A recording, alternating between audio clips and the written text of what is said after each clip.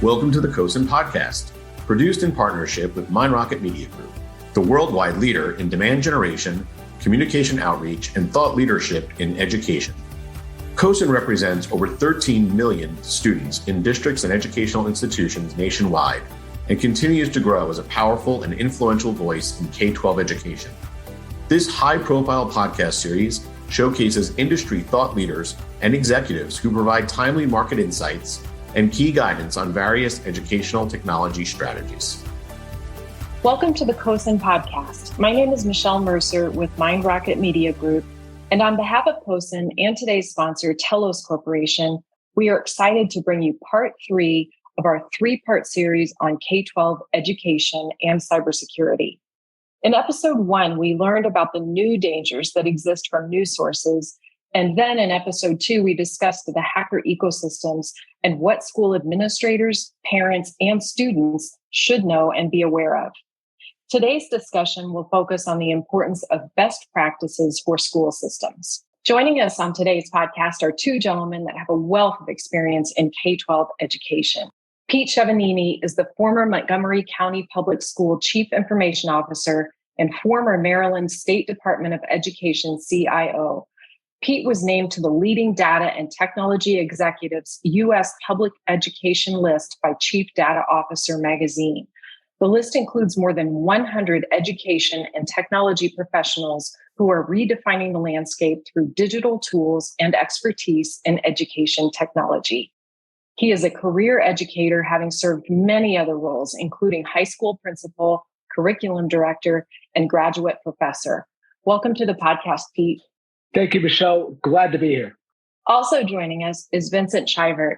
Vince is the Vice President of Solutions and former Director of Technical Strategy at Telos Corporation, helping businesses, governments, and school systems improve their cybersecurity protections and operations.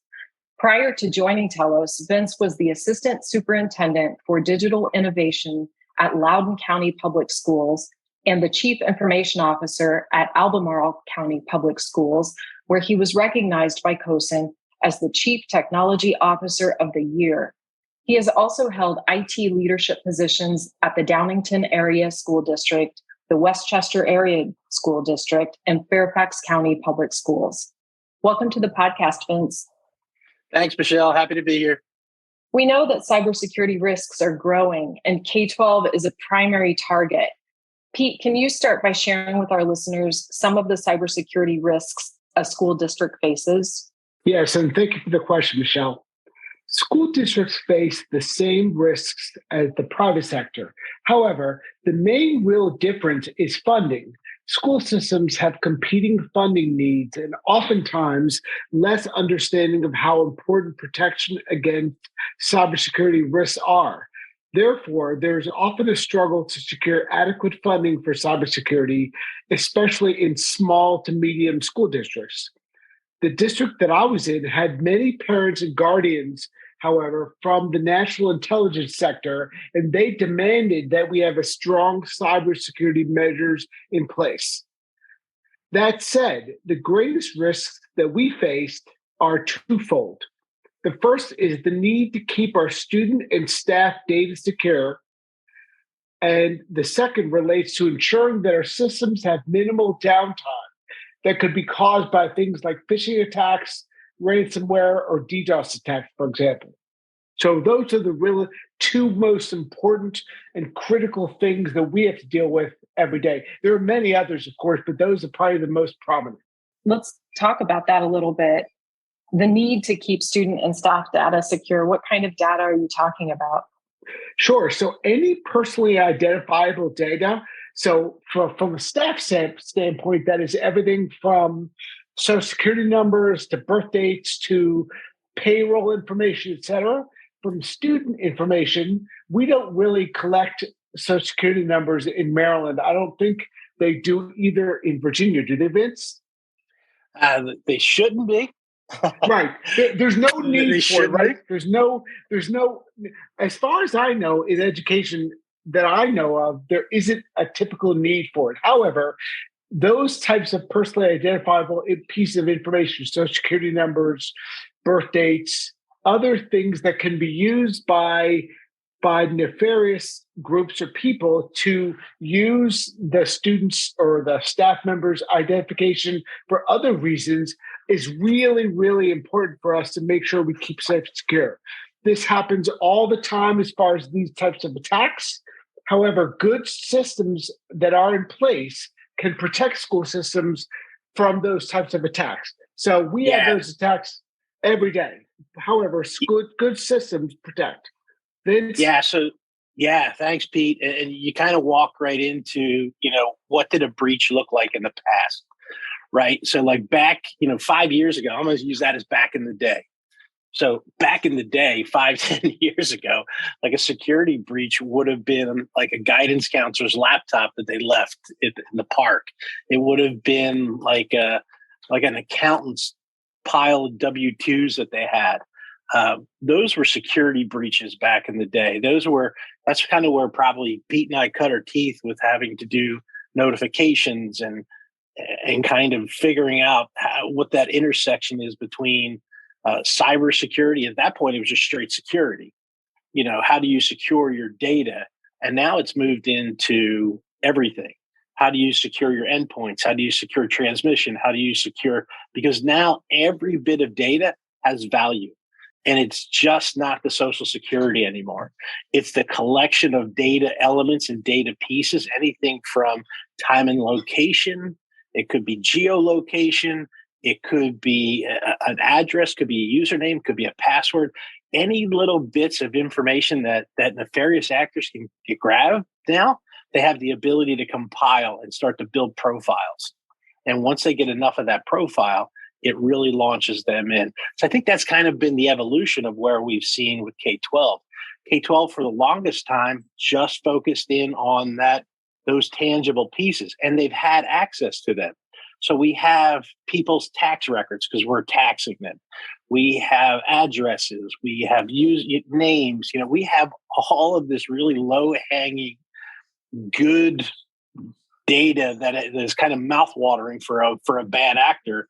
Because like Pete said, due to a lack of direction, a lack of support internally from the educational institutions, and just a lack of financial support, security was always a nice to have. It was never a need to have until probably the last few years. Yeah, and I think a lot of 5-10 years ago, those breaches, just like you're saying, Vince, were more obvious, right? Losing your laptop in the park or leaving it on a bus. But now, staff members are getting emails that they think are from their principals asking them to go to Walmart and get $500 of, this happens all the time, $500 of Google gift cards and scratch them off and send that information to the nefarious people. And people are doing it left and right because they're saying, I got a legitimate email from my principal asking me to do that. Meanwhile, the email was not legitimate. Then the hackers are figuring out ways to make things look more and more legitimate. So it's not so cut and dry anymore and so obvious what those mistakes are. Some of the security measures that need to be put in place are things like keeping problems like that from spreading versus keeping them from ever happening. So if I log into my machine and I click on a phishing attack that is really, really sophisticated, it's really not about me not clicking on that, because that's one part, but it's also making sure that I don't infect many, many other users and have them go through the same thing that I'm going through. And that's something that is about technology and investment and things like that it would not have typically been at the forefront 5-10 years ago. Telos Corporation is a global cybersecurity technology and solutions company. For over 50 years, Telos has been delivering innovative products to K-12 education, commercial enterprises, and government customers around the world.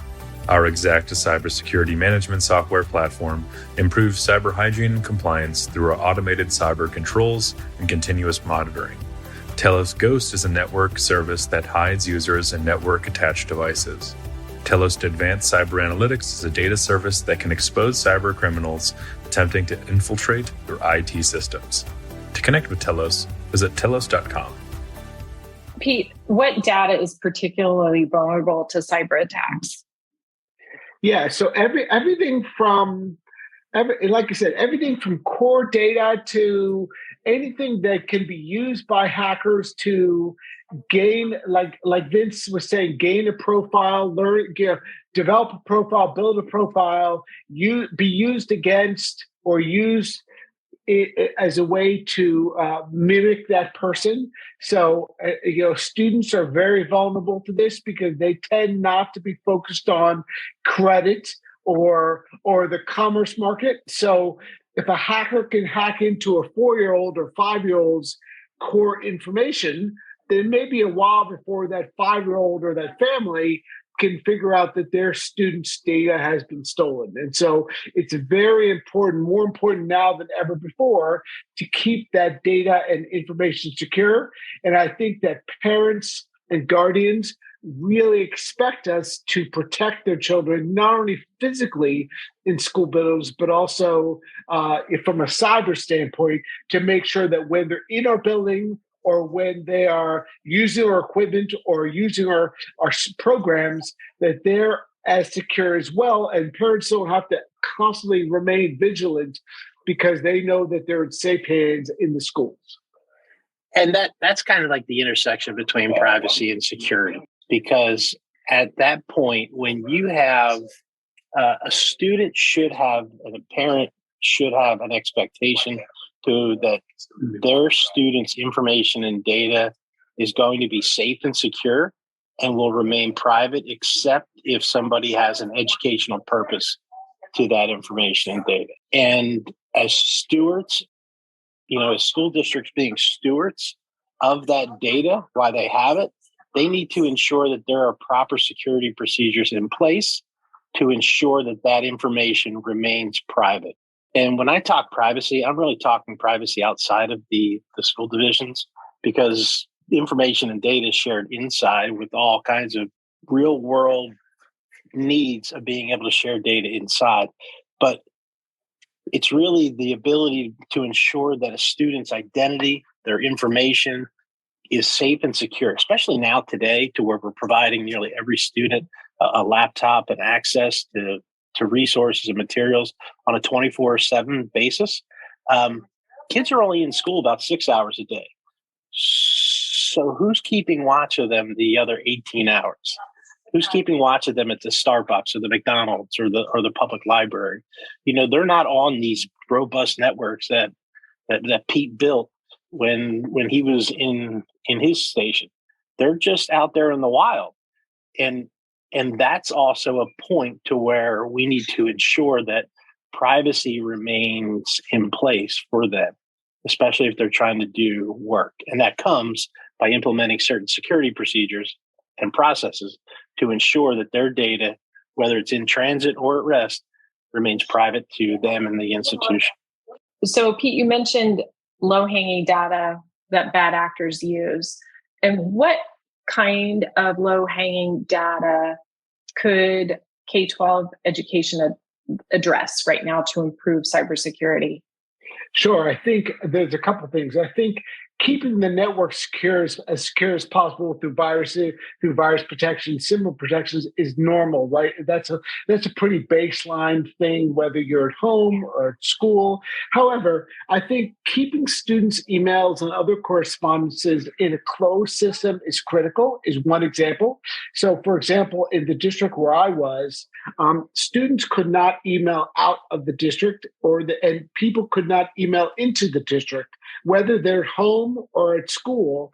They couldn't get emails, which means that they were not subject to phishing attacks or virus attacks or whatever cyber attacks through their email system, because emails were simply not allowed.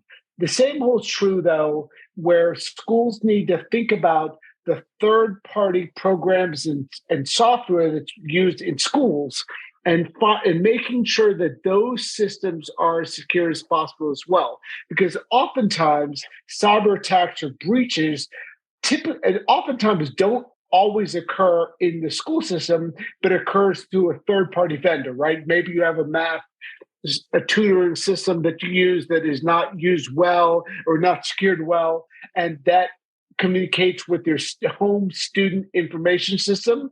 And so what happens is when they get a breach, they breach the same information that you keep secure within your environment, but maybe it's not as secure within their environment. So making sure that they keep the same level of security or better than you keep, and also that they keep with liability, cybersecurity insurance and things like that, to make sure that if something happens, they can mitigate and address those things as well. Vince, do you want to add to that? So it's about account management, and it's about access controls for in the EDU space. You're a people organization. So boy, I tell you, so we supporting 17,000 staff members. On average, every phishing attempt, we had probably about a 10%, 15% failure rate. So making sure that users are kind of like walled off to what they have the ability to do, so that way you have the ability to limit exposure. Because you made mention of the low-hanging fruit. The idea, the concept is to be able to get a compromised credential. Once you have a compromised credential, you could start to work within the system to be able to gain access to higher level credentials. So Pete talked about having a closed system for kids. If you don't have a closed system for kids, then you can, if a bad actor gets access, they can use that student account to be able to start to work through teachers, administrators, et cetera, to be able to start to gain information and gather resources to be able to then take control of their or target them to be able to get access to their credentials.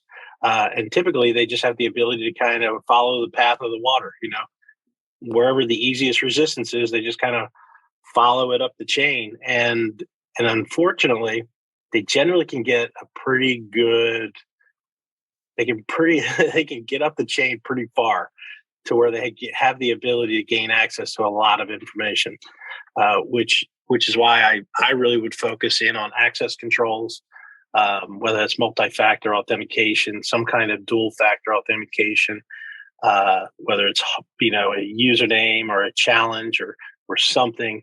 There's all kinds of different ways to be able to do it. I know there's biometrics out there that kind of make it so you need to be that real person. But then also making sure that school divisions are really taking care as it relates to the privileges that a user would have access to, and making sure that the privileges are appropriate for that level. Those two things right there will mitigate enough risk that it won't be catastrophic if you have a bad day. Yeah, Vince, I concur with you. Just last year, we had a major issue where we stopped the problem from happening, the attack from happening, but they were the nefarious folks were able to hack into staff members' credentials and then actually change the routing of their payroll to the hacker's bank account. And because we had two-factor authentication within the banking payroll change process, for example, we were able to stop the attack from happening and thwarted any future attempts, and also address the issue beforehand. Because the staff members had no idea this was going on and that they had been compromised. If we didn't have those multi-factor authentication pieces in place and other pieces in place, before we knew it, the staff member would have been at payroll, right? And maybe not been able to feed their family or pay their mortgage. The school system eventually would have been out of money. I mean, there would have really been a big issue that got forwarded because good procedures and policies were in place. That's a profound example of the importance of having this high level of security for districts that are so vulnerable. You guys have mentioned also, you've touched on funding, and I think we should explore that a little bit, and some other things that school systems should be doing today to be ready for what happens in 3 to 5 years. You mentioned that 5 years ago was back in the day. What's like the next 5 years look like? So from my end, I wouldn't pretend to know what Vince probably knows on what's going to be happening in 3 to 5 years. But what I can say is it's very important to plan budgetary wise for what you don't know. In other words, not simply being reactionary to cyber needs, but also planning for the fact that you will need something, maybe something entirely new or entirely different, but make sure that you have the funding in place to address whatever those cyber needs are in 3 to 5 years. Vince, you probably know more specifically about what's needed. I'm more thinking about making sure that I'm ready for what's needed and then figuring out the specifics later, as long as I have the money, so I don't have to go to the board and say, hey, we need X amount of money because we know that these things are coming. Yeah, so we could probably start there from the concept of there needs to be an establishment of what that baseline needs to be. So NIST puts out cybersecurity frameworks. They have the cybersecurity framework now, risk management framework. It almost seems like, and I know CISA has been or has studied the K-12 environment. It's really time that from a federal standpoint, there needs to be a decision make about what is the appropriate level of cybersecurity that needs to be in every school. So the Department of Ed has come out with that information for the university levels. For any university that's receiving student aid at this point is now being asked to ensure that they're in compliance with NIST 800-171. Maybe they need to figure out, or the Department of Ed also needs to figure out what that means for K-12s. But that will require funding because this is net new. And I think that is where potentially E-rate has the ability to really serve a purpose. There's been a lot of conversations in and around leveraging E-rate to be able to help and support cybersecurity. E-rate was established to be able to ensure access and capabilities, but that same access and capability that it's offered, all these broadband programs that people are building out. If we're building out broadband programs that don't have a cyber component as part of them, it's kind of like you're paving the road for the bad actors to get to you. They're going to be able to get there that much faster now. So it has to be a complete package, and I think E-rate has the capability of doing it. But I'll also state vehemently, it's way more than just a firewall. It's a full level of protection for students. That's endpoint, that's access management. It's that 5 or 6 core functions that need to exist in each and every environment. And it's just not a single firewall because kids are only at school for 6-7 hours a day. They're somewhere else for the rest of the time. But yet most of us have given kids that device. So that means kids are vulnerable on that 24/7. So we can't say we're only going to protect them for 6. Vince, to your point, it goes from a nice to have to a core function, just like you're describing, right? Everything from in schools, thinking about fire drills and fire alarms and other types of security measures that are in place for other things that are related to safety and security.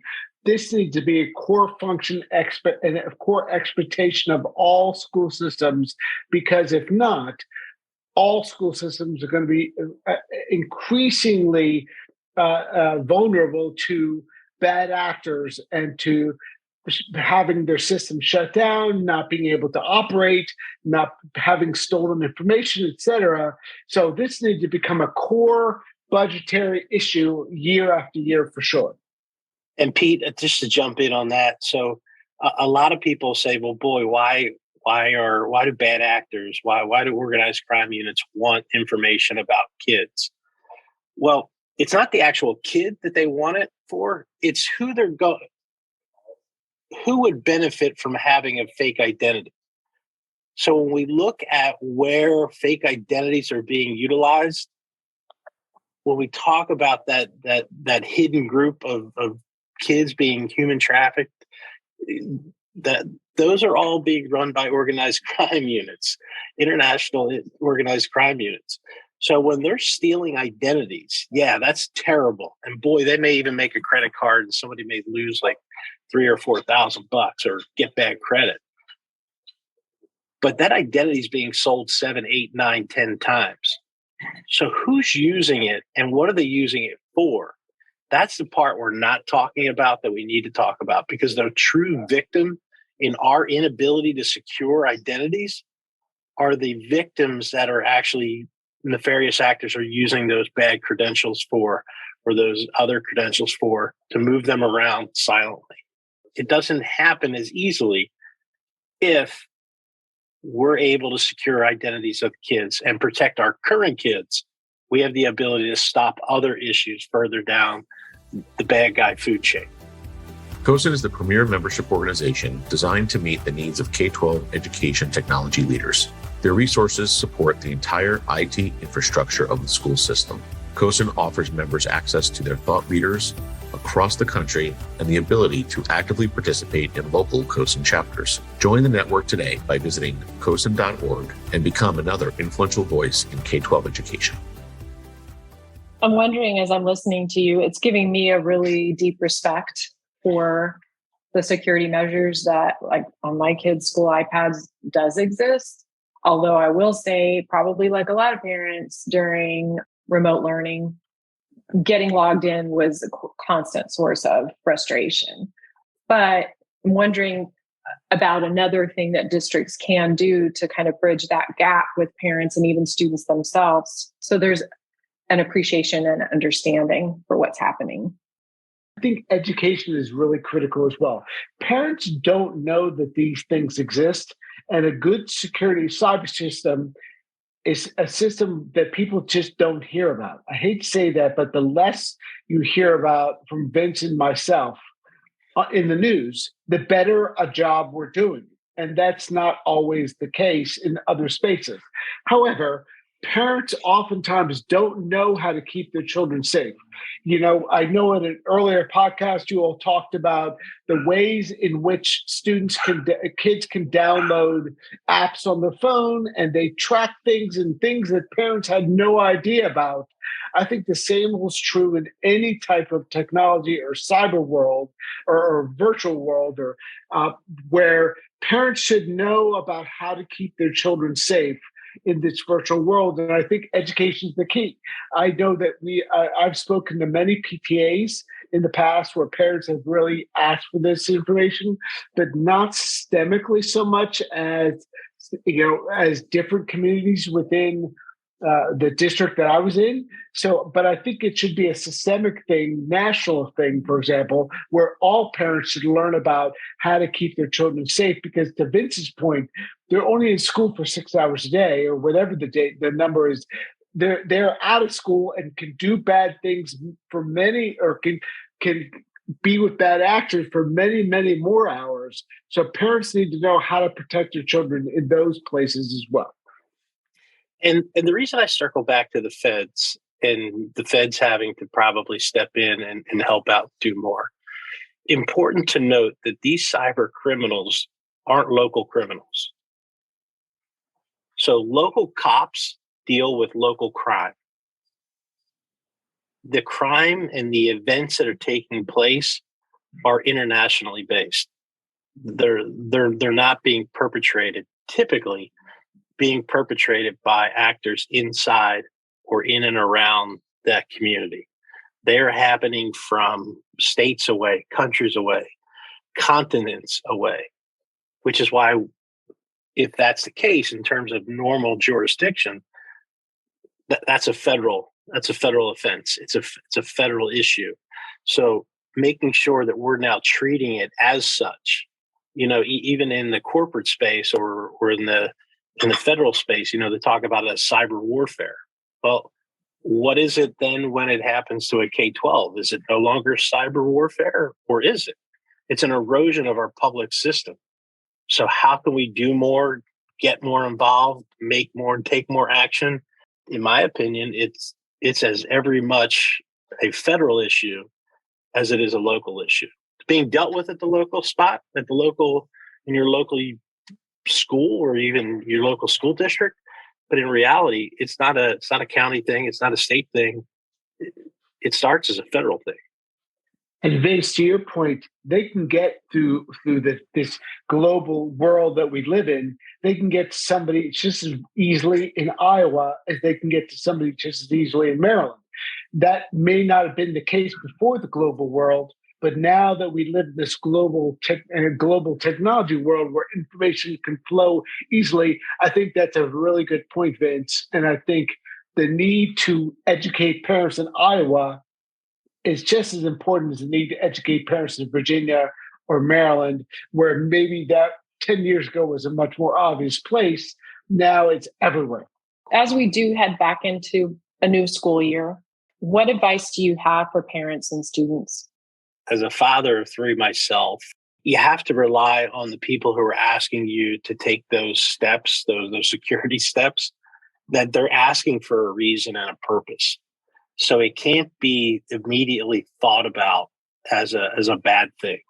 And somehow or along the way, cybersecurity got stigmatized as a roadblock, a prohibitor. And I think if anybody does anything at the start of school year, it's to try to lessen that concept of the security procedures that are in place aren't there to slow you down. They're there to actually speed you up and keep you safe while you're doing it. Because if a bad day event occurs, and that could be anything from a lost laptop to a full-blown ransomware attack, those security procedures that you're doing may be just the thing that prevents it, and you never know it prevented it. So just taking that extra step, that second authentication method, even if it goes to your phone and you got to click the button that says okay, like whatever that is, that half a second has so much more value. So if we can destigmatize security as something that is good for you versus something that's being done to you, I think that would be a huge win in being able to then implement the appropriate levels of security that are required. Probably starts more with just the concept of or purpose for. Yeah, and I would only add that the idea that some parents have about keeping technology from the children is really, I mean, as a parent myself with two kids, it's really not realistic to think you're going to be able to keep students from technology. However, there are parents who believe that and maybe can do it. However, I know that I couldn't. So there must be ways, and there are ways in which you can, just like Vince was saying, more adequately control or ensure that your student is keeping as safe as possible, right? Just like the idea that you're not going to be able to keep your children safe 24/7 when they go out and play in the backyard, whatever it is, but you can keep them as safe as possible in the backyard by making sure that the boards with the rusty nails aren't sticking out in the middle of the yard. The same can hold true in the cybersecurity world, where parents can make sure they're not going to keep their children completely safe, but they can make sure to educate and to monitor and to train the children to be able to address issues as much as possible. It's almost like, Pete, what we need is a reboot of Schoolhouse Rocks, but for cybersecurity. Yes, make it fun. Yes. I love that.